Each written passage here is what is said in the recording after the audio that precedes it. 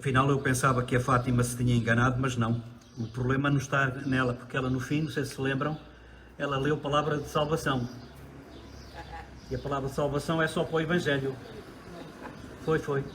Foi, mas eu comecei a achar história, porque em espanhol foi a mesma história. Sim, E não está lá, não é? e está aqui mesmo. O engano é no livro. Mas também é a palavra de salvação. Também é a palavra de salvação. Então, as boas-vindas para todos, desde aqueles que estão aqui àqueles que estão mais longe e que nos acompanham através desta transmissão que estamos também aqui a efetuar em direto, desta terra ribeirense. Uma saudação também para aqueles que estão longe, particularmente aqueles que já são quase nossos conhecidos, e aliás vai ser por um deles que eu vou começar, por uma poesia que ele escreveu, que diz assim, já sabem de quem é que se trata. Já sabem de quem é que se trata. Para quem mora na aldeia, é fácil o entendimento. A terra e a água alheia produzem o nosso alimento. Jesus falava em parábola para todos terem em mente, e sem precisar de cábula, que a semente depende da gente. Se no coração muitos têm mágoa e não desejam mais amar, Jesus nos quer como água para o mundo saciar. Quando temos um coração que mais parece uma leira, o Evangelho nasce no chão e cresce em Ós da Ribeira. É assim, o Marcelo é assim, pronto, não faz a coisa por menos. E já agora, ouçam, e não acabou, a poesia acabou. E até ajudou a fazer um bocado a homilia, no sentido de percebermos aquilo que ele nos quer realmente transmitir através da palavra de Deus que nos foi proclamada.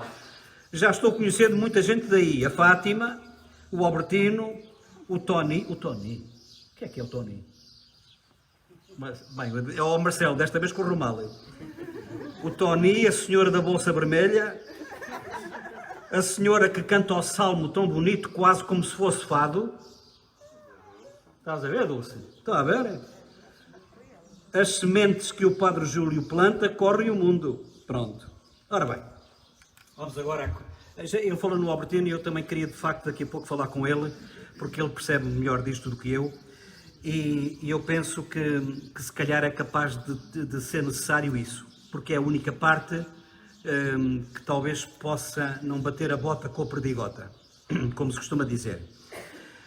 Como já deram conta, a palavra de Deus hoje, e quando digo palavra de Deus estou a falar das leituras que foram tiradas da Bíblia, que foram estas todas, que foram proclamadas para nós, a palavra de Deus hoje fala da palavra de Deus. A palavra de Deus centra-se na atenção que nós damos ou não à palavra, às condições que nós damos ou não, para que esta palavra, como semente, cresça na nossa vida, no nosso coração, e se temos ou não raiz. E por isso é que Jesus nos conta e nos fala precisamente desta realidade através de uma das parábolas. A gente vai ouvir agora, durante estes domingos, uma série de parábolas. A parábola é uma forma de falar das coisas como se não estivéssemos a falar delas.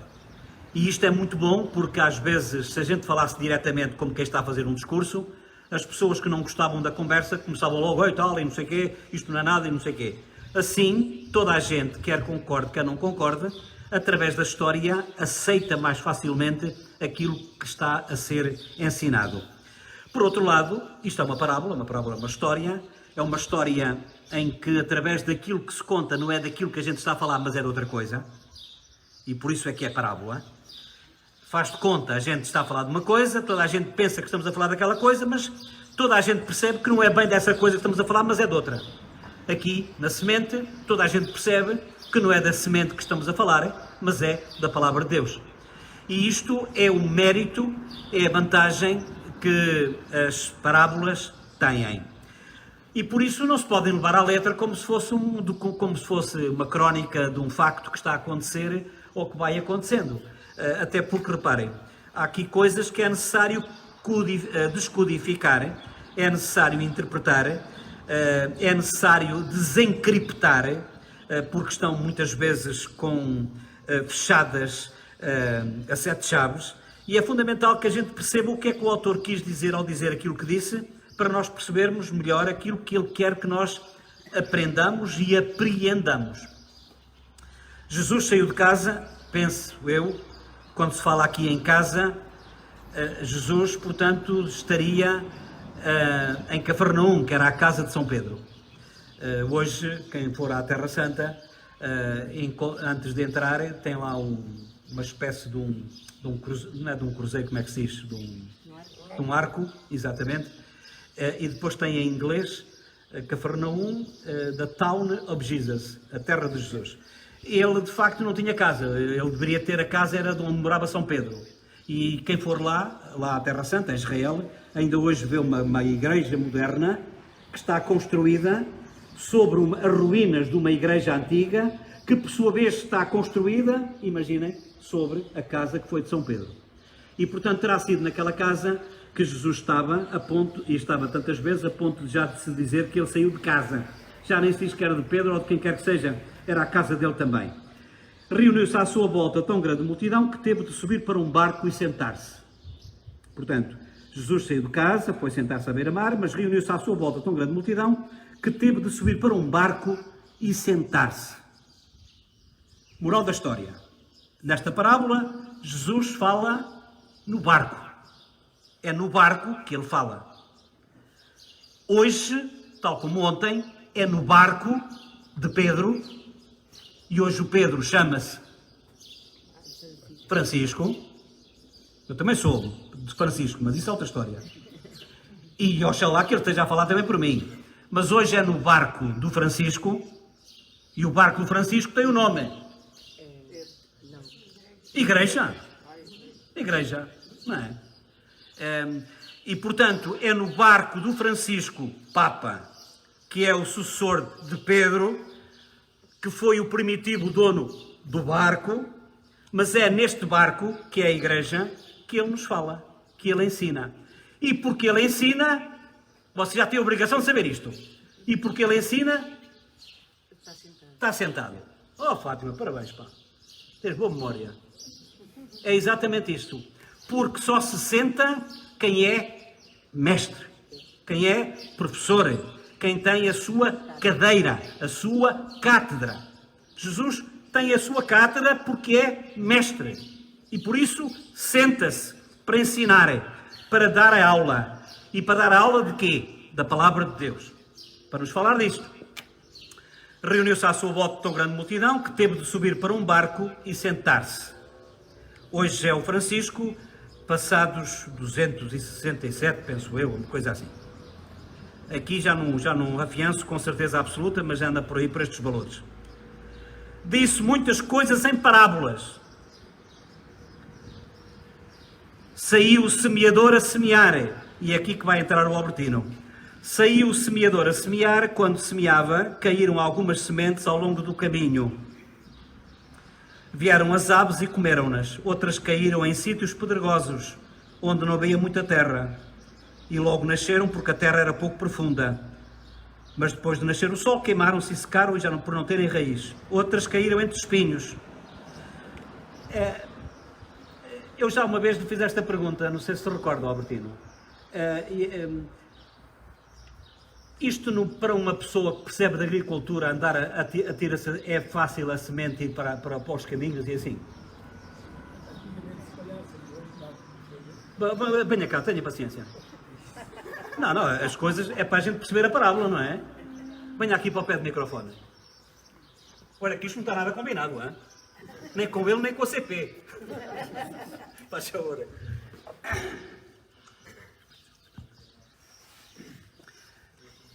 Então estava a dizer que antigamente... Quer dizer, antigamente as sementes eram lançadas à mão, não é? E era fácil elas caírem fora do sítio que o semeador pretendia. Fala para o micro.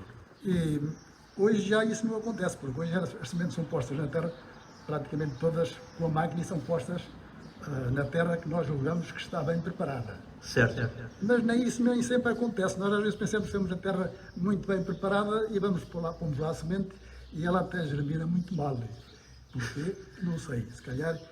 Não é da semente, certeza. Não é da semente. Aqui neste caso da parábola não era.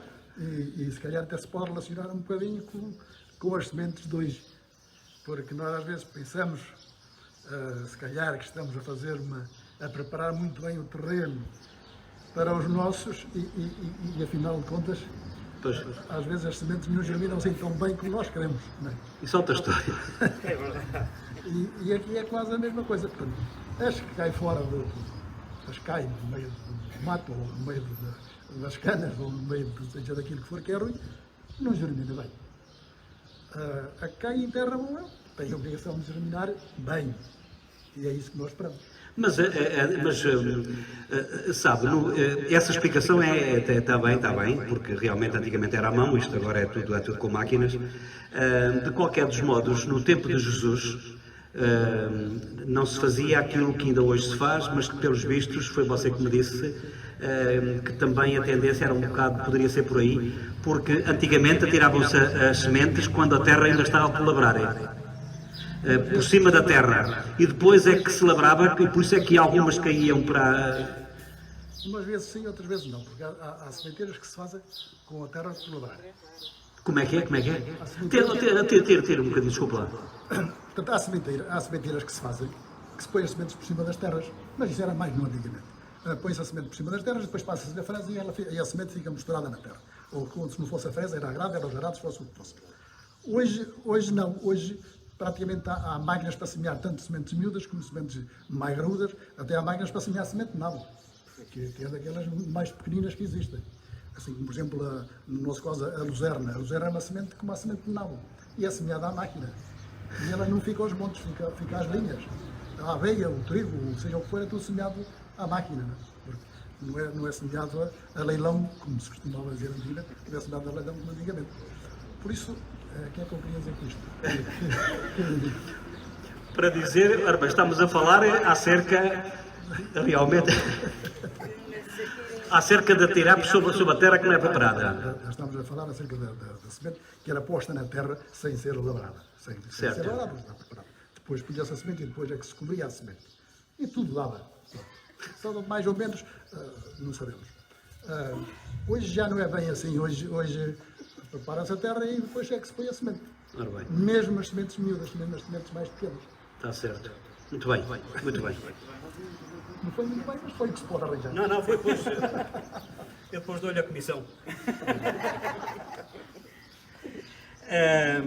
Não, é engraçado esta parte aqui que o Albertino falou, porque isto também tem muito a ver com esta... Olha, aprendi a lição, como hoje, vocês aprenderam também, ou reaprenderam, e alguns não precisam porque também trabalham neste setor, mas de qualquer dos modos, pegando um pouquinho naquilo que o Albertino disse, eu penso que nós temos que preparar o terreno para a semente. Isto é válido para toda a gente. E para ontem, e para hoje, e para amanhã. Se nós não preparamos o terreno, se não preparamos o nosso coração, o nosso entendimento, não há hipótese. A primeira leitura diz que a água da chuva, quando vem, e da neve, quando vem, produz o seu efeito antes de ir para cima. Antes de ir para cima, porque ela vem de cima, e depois também evapora-se, vai para cima. Mas antes de ir, depois de vir e antes de ir, ela rega. Ela rega. E por isso, o problema não é da semente. Porque a semente é sempre produtiva. Há pouco o Albertino estava a falar, mas isso é agora com estas sementes, que já não é como antigamente. E se calhar algumas até são melhores, mas isso é outra história. E portanto temos que preparar o terreno. Temos que preparar o terreno porque a semente por si é boa, produz, é eficaz, é produtiva. Agora é evidente, se não se faz-me lembrar algumas pessoas que vão comigo às vezes naquelas viagens que eu costumo organizar e que trazem às vezes sementes e tal e não sei o quê. Está bem, mas trazem as sementes para cá. Mantém o clima de lá, ardeu a tenda. A semente é boa. As condições que nós damos ou não damos é que faz toda a diferença. E aqui é a mesma história. A palavra de Deus é proclamada, a gente pode estar a entrar por um ouvido e sair por outro. Ou também podemos... Sim, calma aí, eu não tinha pensado nisto. Realmente, se calhar, então... Lá faltava.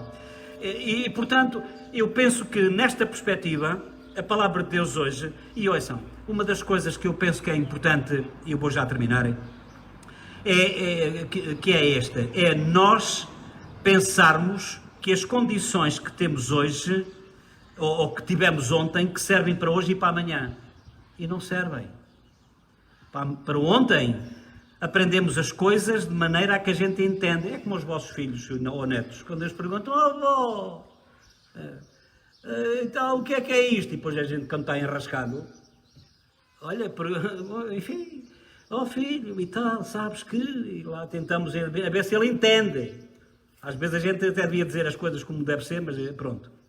Mas nós temos que lhe explicar de acordo com o entendimento que ele tem, ou ela. Isto é quando somos pequenos. E a maior parte do pessoal faz a comunhão e desaparece. Até quando ele crescer, quando ele estiver aqui no Adro de Óis da Ribeira, quando ele estiver aqui na Eucaristia, como é que a semente há de nascer se ele só tem aquilo que lhe deram quando era pequenino? É fundamental que nós preparemos as condições do terreno, do nosso coração, para que, mesmo quando ele é mais adulto, toda a gente percebe. Eu, se uso umas calças quando tenho 7, agora quando tenho 62 anos, eu nem quero saber. É bom nem pensar nisso. Agora, com 62 anos, as calças já não servem, tem que ser outra roupa. Se isto é verdade na roupa e nas sementes, porque é que não há de ser verdade também noutras coisas mais importantes? A palavra de Deus é proclamada, é fundamental que cada um de nós crie as condições para que ela frutifique em nós. Já não digo 7 por 1, que naquela altura já era muito bom, no tempo de Jesus, mas 100 por 1, como aqui a palavra de Deus nos propõe.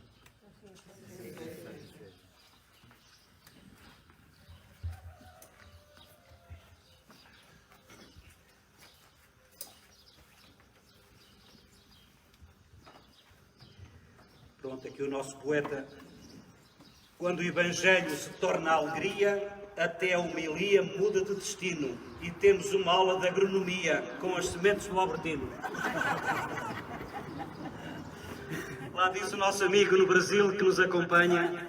E também uma saudação já agora para a Ana Cóning dos Reis.